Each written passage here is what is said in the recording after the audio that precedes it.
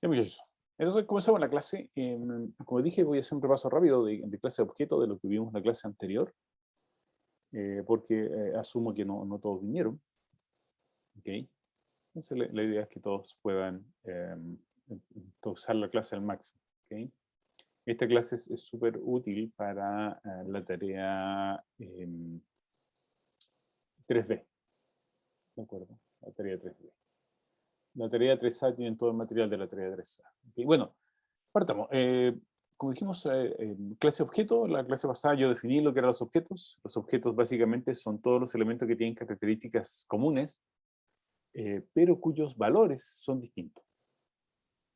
¿Ok? Por ejemplo, en este caso aquí tenemos un montón de objetos que son un montón de queques y los valores internos, es decir, la cantidad de harina, la cantidad de huevo o la cantidad de ciertos elementos que hemos agregado son distintos. ¿De acuerdo? Además señalamos que para poder existir la existencia de estos objetos necesitamos a alguien que los construya. Necesitamos un molde que sea capaz de construir todos estos objetos. ¿Ya? Este molde se llama clase. Y los objetos, bueno, se llaman objetos, en computación gráfica lo llamamos objeto. ¿Ya? Y también señalé que en la vida diaria muchos de los objetos que nos rodean, o muchas de las cosas que nos rodean, se pueden ser modeladas como objetos. ¿Okay? Partiendo por nosotros mismos. ¿De acuerdo? Por nosotros mismos ya podemos ser modelados como objetos. Entonces hay dos elementos que aparecen. Uno es el elemento clase. Clase es la capacidad, o más bien es la fábrica de objetos. Y objeto es una entidad en particular que tiene sus propios valores. ¿De acuerdo?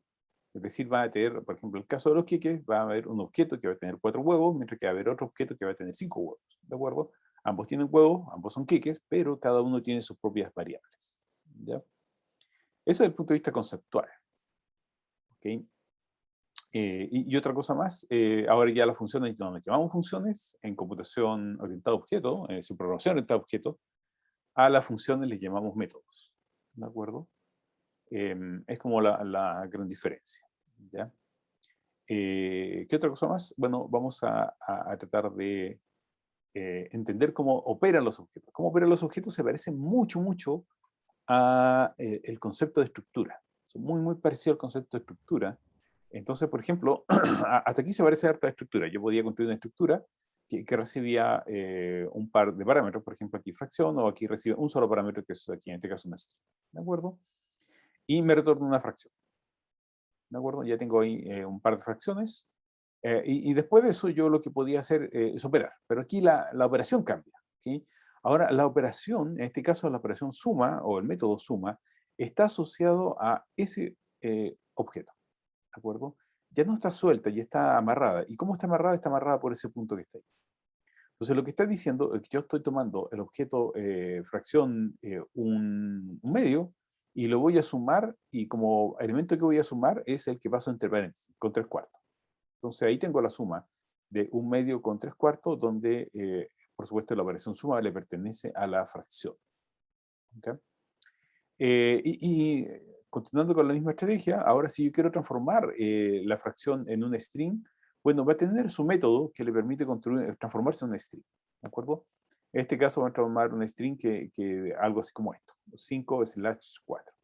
¿De acuerdo? Entonces, un par de cosas que hay que tener presente. Primero, la construcción se parece mucho a la estructura. Segundo, desconocemos cómo está hecho por dentro, y eso es súper interesante, el hecho de no saber cómo opera. Es muy interesante. Sabemos que existe una suma, sabemos que recibe una fracción, pero no tenemos idea cómo opera, y eso es muy interesante. Tampoco sabemos cómo se almacenan los valores internamente, y eso también es muy útil. ¿Okay?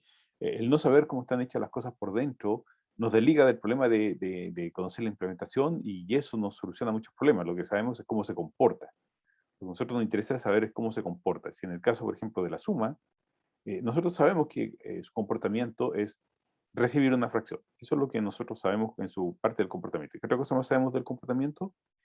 Sabemos que como resultado de este comportamiento, o de esta operación en realidad, nos entrega una nueva fracción. ¿Okay? Y eso es muy útil en el manejo de los objetos. ¿Okay? Saber cómo se comportan, sabemos básicamente qué es lo que reciben y qué es lo que retornan.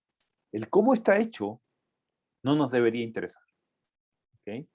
Y después, al final de este conjunto de transparencia, les voy a explicar, tal vez no hoy día, sino que el próximo jueves, les voy a explicar por qué la importancia de no saber cómo está hecho. ¿Ya?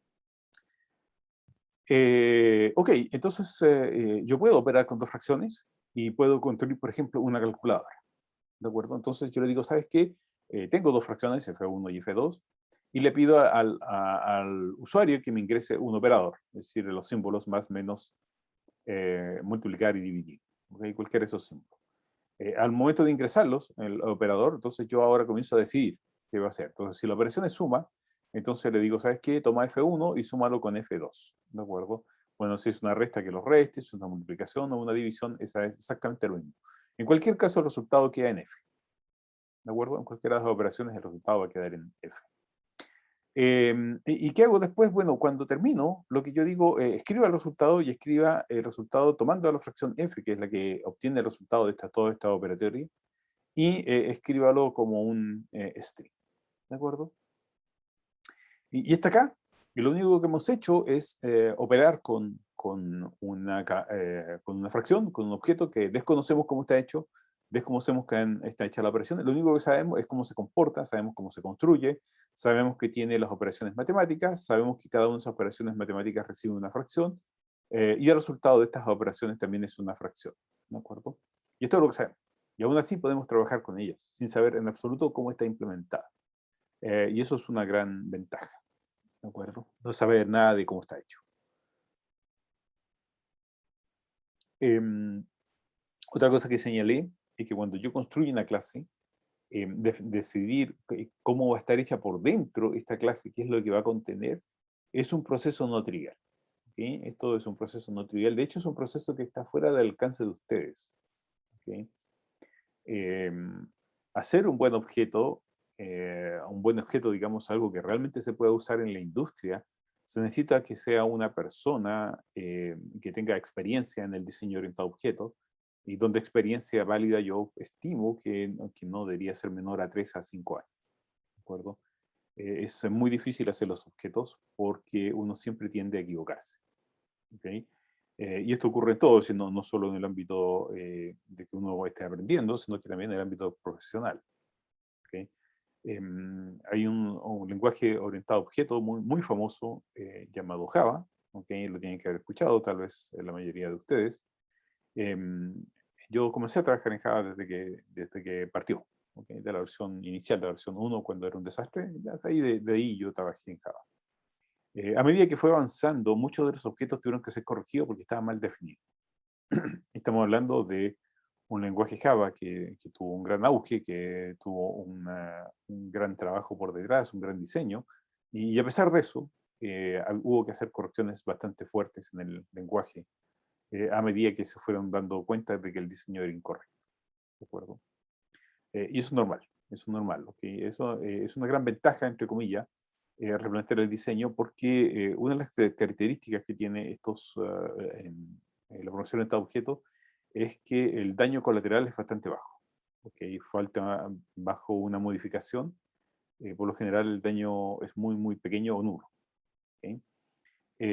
¿Por qué? Porque una de las gracias que nosotros vamos a darnos cuenta, que ya la señalé en la clase pasada, uno tiende en el programación orientada a objetos a esconder las variables. Eso es como algo que uno intenta hacer, que nadie sepa cómo están hechas mis variables. ¿Ya? Y por supuesto, para poder interactuar hay que definir cuáles son los métodos. ¿Okay? Y eso hay que descubrir cuáles son los métodos correctos. ¿Okay? Ya. En el caso de la fracción, nosotros tenemos vamos a tener dos variables, al menos dos variables que vemos inmediatamente, que es por supuesto el numerador y el denominador. ¿De acuerdo? Las operaciones, bueno, vamos a tener las operaciones que son operaciones matemáticas, que son las que acabo de señalar.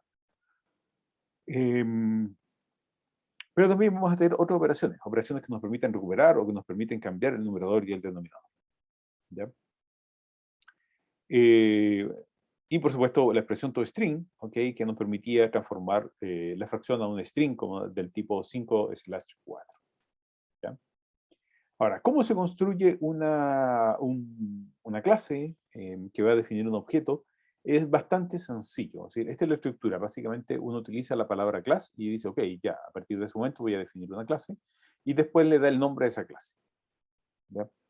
Esas son como las dos cosas que uno parte. Y después acá adentro uno va definiendo las funciones, que son los métodos. ¿Ok? Los n métodos. Y está listo. Y eso es todo. Y todo el resto de los elementos son los elementos que hemos visto nosotros en las otras actividades. ¿De acuerdo? Así que no hay nada nuevo, no hay absolutamente nada nuevo desde el punto de vista de conocer mucho más del lenguaje. Como yo les dije, la materia siempre es poquita en computación y aquí en particular se nota. ¿Okay? Definir una clase es muy sencillo. Ya, pues, y ahora que estamos con esto, hay que tener algunas cosas claras. Cuando yo adquiero un objeto en la vida diaria, ese objeto está listo para ser utilizado. ¿Ok? Llegar a utilizarlo. No necesito, no me gusta un objeto, no me sirve un objeto que venga a medias. ¿De acuerdo? Uno quiere que el objeto funcione inmediatamente. Así que cuando uno quiere que el objeto funcione inmediatamente, lo primero que tiene que hacer es inicializar el objeto. ¿Ok? Y para inicializar el objeto tenemos un método especial llamado constructor, cuya función es que el objeto quede consistente. Ese es su trabajo, que el objeto quede listo para ser usado. ¿Ya?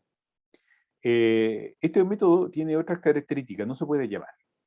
El constructor no se llama. Como decir, uno no puede llamar el constructor. Esto se llama de forma automática. ¿Ya? Se llama de forma automática. Bueno, ¿cuándo se llama? Y aquí es donde, por favor, pongan harta atención. ¿Okay? Primero tiene un nombre especial. ¿Okay? El constructor tiene un nombre especial. Es un método que tiene un nombre especial. Se llama init. Con esos dos rayitas abajo que están ahí. ¿De acuerdo? Ese es el nombre del método. No se puede llamar, uno no lo llama directamente, se llama de forma indirecta. ¿De acuerdo? La otra característica importante de esto es que este método tiene una variable llamada self. ¿Okay? Y siempre está ahí. Esa variable está ahí. ¿De acuerdo?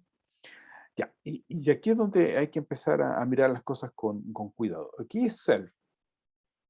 Básicamente, self es la referencia al objeto que estoy utilizando en ese momento. ¿De acuerdo? En este caso va a ser, en el primer caso va a ser F12 y en el segundo caso va a ser F. ¿De acuerdo? Ese es self. ¿De acuerdo? El objeto que yo voy a construir, porque estoy construyendo. ¿Ya? En rigor es antes que se construya, antes que se ejecute esta igualdad. ¿Ok? Ese es self, antes que se construya. Eso es en rigor. ¿Okay? Como no se ve, yo puse que fuera F1, 2 y F, pero en rigor es antes que se construya. Cuando uno está haciendo la llamada a fracción, entonces ahí se está llamando este método. Después de eso, si nos damos cuenta, esta fracción recibe dos parámetros. Y bueno, y aquí funciona. Tiene un parámetro que se llama num y otro parámetro que se llama denominador. ¿Okay? Den. Y listo, yo no le paso los parámetros 1 y 2. Bueno, y ahora entonces num va a valer 1 y den va a valer 2, que son los dos parámetros que yo acabo de pasar ahí. ¿Ya? Y está listo. Y ahora viene una cosa interesante. Self, yo había dicho que era el objeto que estoy construyendo. En este caso, para el primer caso, va a ser F12. Y a partir de ese momento yo le digo, ¿sabes qué? Tú vas a tener asociada una nueva variable. Y esa variable se llama numerador. ¿De acuerdo? Y ya está. Okay, y otra se va a llamar denominador, ya está. ¿De acuerdo? Entonces, las variables que le van a pertenecer al objeto se llaman numerador y denominador. ¿Ok? Ya tenemos dos variables ahí que le pertenecen al objeto. Y así se definen. ¿Ok? Se definen así, poniendo simplemente el punto que está ahí. No hay nada más que eso. ¿Ok? ¿Preguntas hasta acá? Todo esto repaso, todo esto repaso de la clase pasada, así que todo esto lo deberían conocer o supongo que lo puedan conocer. ¿Ok? ¿Más preguntas? ¿Ninguna? Ya, vamos a seguir entonces. Ya, entonces ya tengo construida la clase de fracción y lo que yo necesito hacer es, lo que yo puedo hacer a partir de la definición que yo tengo en este momento. Entonces, yo sé que tengo una variable llamada numerador y tengo otra variable llamada denominador, así que a partir de ese momento yo ya tengo acceso, yo ya puedo acceder a esa variable. ¿Ok? Ya puedo acceder a esa variable. ¿De acuerdo? ¿Y cómo accedo? Bueno, directamente a ella. ¿Ok? Le digo simplemente, yo construyo la fracción y digo, ¿sabes qué? F12 punto numerador y F2 punto denominador. Y por supuesto, la primera me va a escribir el 1 y a la segunda me va a escribir el 2. ¿De acuerdo? Y listo, y ya puedo accederla. ¿De acuerdo? Pero yo señalé algo importante. Yo señalé que era mucho, mucho mejor esconder las variables. ¿De acuerdo? Siempre hay que tener eso presente, el tratar de esconder las variables, que las variables no sean visibles. ¿Ya? Y eso es justamente lo que yo estoy haciendo acá. ¿Ok? Diciendo que voy a esconder la variable y para eso utilizo dos rayitas antes del nombre de la variable. Y a partir de ese momento la variable va a ser secreta. Nadie la va a conocer fuera de la clase. ¿De acuerdo? Es decir, lo que yo voy a cambiar es eso, poner esas dos rayitas en la definición. Entonces ahora la variable se va a llamar numerador, pero va a tener esas dos rayitas. ¿Ok? Y la variable se va a llamar denominador, pero va a tener también esas dos rayitas que están apareciendo acá. ¿De acuerdo? ¿Y qué hace esto? Bueno, a partir de eso, el numerador y el denominador son escondidos, ¿de acuerdo? Ya no existen, ya no van a existir, ¿ok? Entonces ahora yo necesito además tener un par de métodos que me permitan recuperar el numerador y el denominador, porque ya no los puedo ver, y si quiero recuperar esos valores, tengo que incorporarlos a la definición de la función. Y aquí la tengo. Por ejemplo, quiero el numerador, entonces ahora retorna el numerador. ¿Okay? Dos rayitas es un código especial o puede ser cualquier característica. No, son las dos rayitas que están debajo del menos. ¿Okay? Son los dos, es la rayita que está debajo del menos, no es más que eso. ¿De acuerdo? O arriba del menos, no sé si abajo, arriba del menos, arriba precisamente. ¿Ok? Ahí está. El shift y menos, eso es todo. Entonces ahora, dado que ya no puedo acceder al numerador y al denominador, lo que yo tengo entonces es un método que me permite recuperar, por ejemplo, el numerador. ¿De acuerdo? Entonces ahora, si yo yo construyo la fracción, y si trato de recuperar el numerador, falla. Incluso si le digo, ¿sabes qué? Quiero recuperar la variable secreta, también falla. ¿Okay? La variable privada, la palabra correcta es la variable privada. Sin embargo, si yo sí llamo al método, entonces sí, en ese caso me retorna 1, que es, por supuesto, el numerador que el que yo había pasado acá. ¿Ya? Listo, entonces ya tengo la creación de la variable. Ya acabo de finalizar con el constructor. El constructor está listo, lo acabo de construir y lo acabo de mostrar. ¿De acuerdo? Preguntas hasta acá. Profesor, Sí, te escucho. ¿podría por favor, especificar un poco más por qué conviene ocultar las variables? ¿En qué situaciones? ¿Cómo se aplica eso, más o menos? Claro, mira, nosotros hemos definido esto. Definimos que la variable se llamaba numerador y se llamaba denominador. ¿Estamos de acuerdo? ¿Okay? Pero supongamos que el programador entró en modo económico y ahora ya no lo quiere llamar numerador, la quiere llamar num.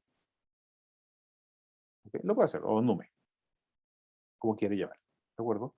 Bueno, si hace eso, entonces si se acorta la palabra, el programa que yo tenía antes, que era este programa de acá, que decía print f1.numerador, falló. Porque la variable ya no se llama numerador, se llama num. ¿De acuerdo? Entonces, por una pequeña modificación que yo hice acá, internamente en la implementación de la función, la persona que está usando el programa ya no le funciona. ¿Sí? Sin embargo, si hubiese dicho f12.getNumerador, hubiese seguido funcionando. ¿De acuerdo? Porque ella no sabía cómo se llamaba la variable. ¿Ya? Entonces, esconder la variable tiene la ventaja de que si yo modifico internamente el nombre de la variable, las cosas no fallan afuera. ¿Okay? Lo hace menos sensible, exactamente, lo hace menos sensible a las modificaciones de código. ¿Ya? Entonces ahora, por supuesto, si esto yo le llamo num acá, entonces este método aquí también se va a llamar num, porque es todo interno, pero el programa que yo tenía antes, este programa que está acá, si aquí yo hubiese llamado a getNumerador, ¿ok? Hubiese llamado a ese método, hubiese sido transparente. Me hubiese dado lo mismo como se llamaban las variables, no hubiese cambiado mi código. ¿Ok? Por lo tanto, esto es súper importante, esto eh, de esconder las variables, ¿de acuerdo? De saber cuáles variables hay que esconder, ¿ya? Espero que te haya explicado. Eso es parte del problema. Hay más cosas, pero eso es parte de las cosas que son importantes de conocer, ¿ya? Ya, sí, sí, ahora ya tiene más sentido para mí, gracias. Claro. Quizás otra de las cosas que ustedes vieron, de hecho lo tienen que estar sintiendo en la tarea 2B, hay una variable global que anda molestando por ahí, ¿ok? Que es el ID, que es una variable global. Ese ID molesta, es súper incómodo, es súper incómodo, es una joda ese ID global, ¿ok? Genera muchos problemas. ¿Ya? Ok, bueno, y entonces estábamos con la variable toString. Bueno, ahora tengo el método toString, y lo que va a hacer es tomar el numerador, y lo va a transformar en un string, toma el denominador, lo transforma en un string, y además todo eso lo concatena con una slash. ¿De acuerdo? No tiene ninguna gracia. Y aquí viene algo interesante, la suma de fracciones. ¿Ya? Aquí la suma de fracciones se pone más interesante el problema. ¿Por qué? Cuando yo sumo las fracciones, yo necesito sumar dos fracciones, es decir, necesito sumar, voy a tomar la fracción 1/2, voy a tomar la fracción 3/4, ya tengo dos fracciones y ahora las voy a sumar. Entonces digo, ¿sabes qué? Voy a sumar f 1/2, lo quiero sumar con 3/4. Y para eso tengo este código, esta acá, suma. ¿De acuerdo? Ya tengo el código suma, entonces ahora el código suma, necesito saber qué voy a sumar con qué. Y ahora, por supuesto, self es a quien estoy llamando. ¿De acuerdo? ¿Quién llama, hace la llamada? F12. Él es el que hace la llamada. Así que está claro, self es F12. ¿De acuerdo? ¿Y quién es el otro? Bueno, el otro es F34, que es la fracción que uno recibe. Entonces tengo dos fracciones, la fracción self y la fracción una fracción. ¿De acuerdo? Y a partir de eso ya sé que tengo dos fracciones. Entonces aquí yo tengo esta fracción y tengo esta otra fracción. Y de ella puedo recuperar, de la primera puedo recuperar, perdón, de la primera puedo recuperar el numerador, de la segunda también puedo recuperar el denominador. ¿De acuerdo? Entonces es numerador por denominador, después numerador por denominador en sentido inverso. Aquí está self y aquí está una fracción. Y eso me genera el numerador de una fracción. ¿Ok? Y por supuesto después calculo el denominador, que es lo mismo denominador de self multiplicado por una fracción punto denominador. ¿De acuerdo? Y eso me genera el denominador que estoy calculando. Pero me dice, ¿sabes qué? Tú tienes que retornar una fracción, porque yo estoy esperando una fracción. Así que eso es lo que yo hago. Construyo una fracción, y eso es lo que voy a retornar, que contenga el numerador y el denominador que acabo de calcular. ¿Pregunta hasta acá? ¿Sí? Eso es lo que yo estoy retornando. ¿Pregunta hasta aquí?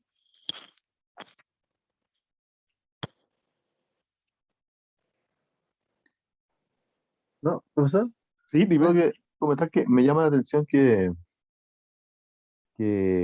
ya podamos ocupar, por ejemplo, eh, a ver, a ver, no, no, la pregunta que pensé que iba a hacer está mal. Ya, Eh, no te preocupes. Bueno, sigamos sí, sí. entonces. Ok. Listo. Sí, sí. Dime, dale. Sí, sí, eso es. Que de alguna manera, eh, porque ese retorno de fracciones al fin abajo, donde dice return, fracción, eso está en el cuerpo de la función que se está definiendo, suma. Sí, ¿Cierto? exacto, sí. Sí. Claro, entonces me llama la atención que eso ya se puede hacer dentro del cuerpo de la clase, de la función de la Sí, clase. por supuesto, se puede hacer. Eso es lo interesante. Y eso me Yo llama estoy la atención que construyendo, eso, yo estoy construyendo una fracción. Es muy interesante tu pregunta. Estoy le estamos construyendo una usando el fracción mismo en la marca. que es la misma fracción de acá. Sí, eso Eso, era. Sí, eso de ahí. ¿De acuerdo? Estoy construyendo una nueva fracción, un mismo objeto. Por lo tanto, como yo lo estoy construyendo, se está llamando al método init. ¿De acuerdo? Como estoy llamando al método init, entonces lo que yo estoy haciendo es inicializar la variable, es decir, le estoy dando valores a esta variable. Es decir, estoy diciendo, ¿sabes qué? Estoy llamando a init, va a recibir el nuevo numerador y el nuevo denominador. ¿Cuál numerador, denominador? El resultado de la operación que acabo de calcular, S con S. ¿De acuerdo? Va a recibir ese num y va a recibir ese denominador. ¿De acuerdo? Y eso es lo que yo tengo. Entonces ahora va a recibir ese numerador y ese denominador y esas son las dos variables que quedan. Y va a tener, el resto de los métodos van a quedar listos, clicar y usar. ¿De acuerdo? Así que sí, efectivamente, yo puedo construir un objeto dentro del objeto que ya está construido. No hay ningún problema. Sí, muy buena observación. ¿Sí?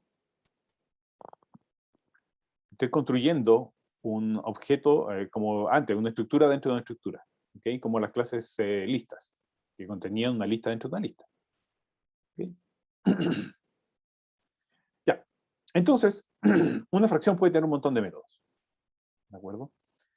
Bueno, el método toString que lo hemos visto, el método suma, por supuesto el método resta es igual, y también puede tener el método mayor que. Puedo preguntar si una fracción es mayor que la otra. Por supuesto los dos métodos getNumerador y getDenominador. Y también puedo cambiar el numerador y el denominador. ¿Okay? Le paso un nuevo numerador, le paso un nuevo denominador y cambio el valor de la fracción. Y finalmente, en la clase pasada les dije, ¿sabes qué? Les dije de propuesto construir la clase root. ¿De acuerdo? Básicamente la clase root, yo le ingreso un root, ¿de acuerdo? Y yo tengo que decir cuál es el número y cuál es el dígito verificado. ¿Okay? Entonces vamos a repasar un poquito más con más calma la definición de la clase root. ¿Cuál es la clase root? Bueno, la clase root está acá, ahí definí la clase root. ¿Sí? Este es su constructor. ¿Qué es lo que recibe? Recibe un root. Este root es un string. ¿De acuerdo? ¿Ya?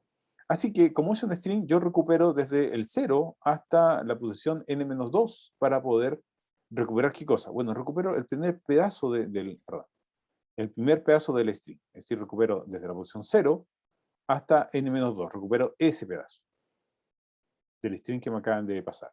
Entonces, al recuperar ese pedazo, ahí está. Desde la posición 0 hasta la posición n-2. ¿Ya? Y ya tengo el número. Y el dígito verificador, bueno, es el último carácter. ¿Okay? El que está en la posición largo menos 1. Ese es el dígito verificador del root que me acaban de pasar. Y está listo, ya tengo el numerador. ¿Okay? Entonces voy a tener una función llamada getNumero que me retorna el número. Voy a tener una función llamada un método, perdón, llamado getDígitoVerificador que me retorna el dígito verificador. ¿De acuerdo? Y por supuesto está la representación en string, que es básicamente el número, que sabemos que es un string, con la rayita, ¿okay? Y después el dígito verificador. ¿Ya? Y estamos listos. ¿Okay? Entonces lo que yo tengo acá es la definición de la clase, que tiene el nombre de la clase, que se llama root, el constructor y el conjunto de métodos que definen el comportamiento de esta clase. ¿Okay? Y finalmente está cómo se usa.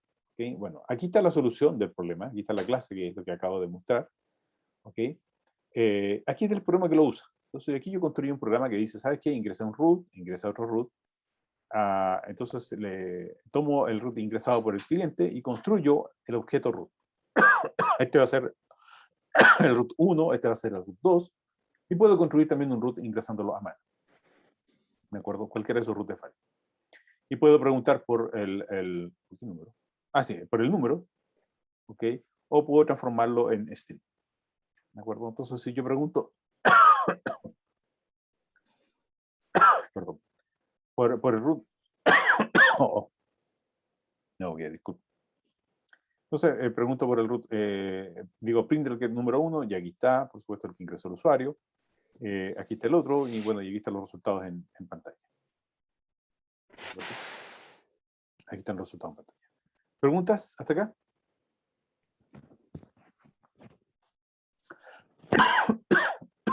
Oh, me he ahogado. Ya. Ok, y ya está ahí. Es todo lo que hemos visto hasta la clase pasada. Entonces, ahora vamos a hacer una modificación a lo que hemos enseñado. Yo les dije que teníamos ciertos operadores. Profe, ¿podemos preguntar cosas sobre la teoría final? Sí, claro que sí, ya lo señalé. Esto es los operadores típicos, la suma, la resta, la multiplicación y la división. Y por supuesto están los operadores de comparación. Mayor, mayor igual, menor, menor igual y por supuesto el igual. ¿De acuerdo? Y yo tengo la típica operación suma. Hasta ahí nada nuevo bajo el sol. ¿De acuerdo? Y como les había señalado, perdón, no sé. Okay. Entonces aquí yo tengo las típicas operaciones que ya se suponen construidas, que son la suma, la resta, el mayor que, el numerador, y etcétera. Todas las operaciones que uno pueda tener sobre una fracción. ¿Ya? Ok. Entonces, en el modelo actual tenemos métodos que nos permiten conocer contenido, como son getDenominador o getNumerador. Métodos para cambiar el contenido. Entonces, yo puedo cambiar el numerador o cambiar el denominador. Métodos para operar entre las fracciones, como la suma, la resta o el mayor que. Y algunos métodos de utilidad, por ejemplo, como el toString, que lo transforman a un string. ¿Okay? Hasta ahí, nada nuevo bajo el sol. Bajo el modelo actual, entonces lo que yo tengo es que si yo construyo dos fracciones, la fracción f1 y la fracción f2, yo puedo hacer f1 suma con f2. ¿De acuerdo? O transformarlo en string. O puedo preguntar si f1 es mayor que f2, entonces digo que el mayor es f1, de lo contrario el mayor es f2. Hasta ahí, nada nuevo. Preguntas hasta acá. ¿Alguien no entiende este pedazo de código? ¿Hay algo que no se entienda? Porque en la siguiente transparencia va a aparecer magia. Necesito que todo se entienda.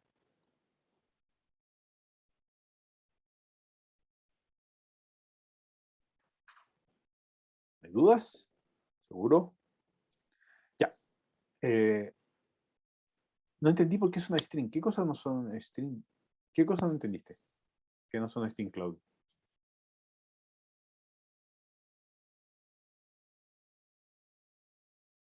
¿Por qué es string? Porque uno siempre, de una u otra forma, necesita llevar los objetos a string. Lo necesita por diversas cosas. Porque quiere ver cuál es el resultado de lo que está almacenando en pantalla, por cualquier cosa. El toString es es un método bastante útil para programar. Cuando uno programa y quiere ver qué está pasando, lo lleva a string. ¿Ya? No es más que eso. No tiene ningún otro uso más que saber qué es lo que se está viendo. ¿Ya?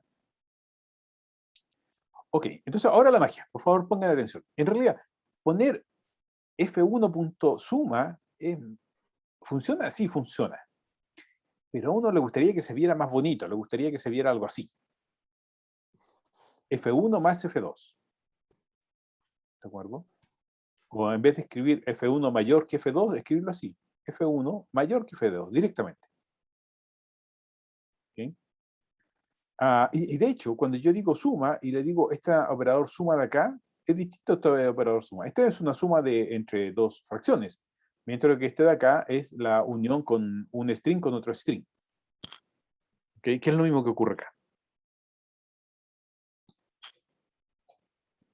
¿Okay? Entonces, ese que tenía ahí, me gustaría que en vez de escribirlo así, con la palabra suma, tu string y mayor que, sería mucho más elegante, más bonito escribirlo así. ¿Okay? ¿Se puede hacer? Sí, pero hay que hacer algunos cambios. ¿Okay? Y aquí es donde viene la magia. Este es el modelo actual que tenemos de una fracción. ¿Okay? Una fracción tiene el método toString, el método suma, el método mayor que. ¿De acuerdo? Voy a tomar esos tres métodos por tema de espacio, nada más que eso. ¿Cuál va a ser el cambio en el modelo actual? Esto de acá. Los métodos que están acá arriba tienen su representación con esto de acá abajo. ¿Okay? ¿Y cuál es el cambio? Ese es el cambio. Por ejemplo, en el caso de toString ya no se llama toString, ahora se va a llamar str, con las dos rayitas, una a cada lado. El método suma y el método mayor que también cambian, y ahora uno se llama add y el otro se llama más grande que. ¿Okay? Entonces ahora, si yo en vez de implementar este método de acá, lo implemento de esta otra forma, yo puedo hacer la comparación como la que mostré aquí. Así. ¿De acuerdo? Entonces ahora yo puedo modificar, en vez de llamarlo suma, yo lo podría llamar más. ¿De acuerdo? Pero para eso necesito que el operador cambie. Y ahora ya no se llame suma, sino que se llame add. ¿Okay?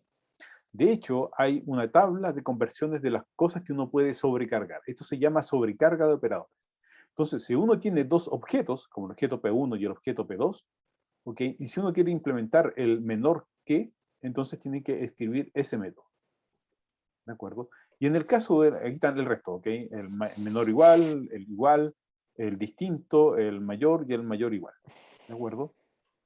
Y en el caso de la suma también. se llama add, en el caso de la resta se llama sub, en el caso de multiplicación move, en el caso del elevado, el caso de la división y el caso del módulo. Todos estos métodos se pueden sobreescribir. ¿Okay? Entonces, al sobreescribirlo, ahora ya no los llamo toString, suma, resta o mayor que, sino que los llamo str, add, sub y gt. ¿De acuerdo? El resto de los métodos siguen siendo lo mismo. Eso no hay nada que hacer. GetNumerador va a seguir siendo GetNumerador porque no existe una sobrecarga para GetNumerador. ¿Ok? O para setNumerador tampoco. Eso no existe. ¿De acuerdo? Los que existen son los que mencioné en esta tablita de acá. Estos son los que se pueden ser sobrecargados. ¿Ok? ¿Preguntas?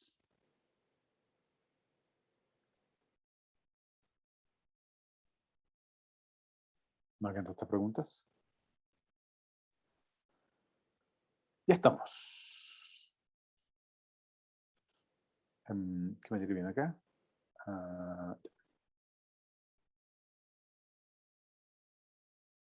Ok. Voy a dejar hasta acá porque me queda el material para la próxima clase, más el ejercicio que voy a dejar desarrollado. Y vamos a resolver todas las preguntas que ustedes quieran de orientación a objetos. Ya, entonces voy a dejar de compartir. Dejemos de grabar.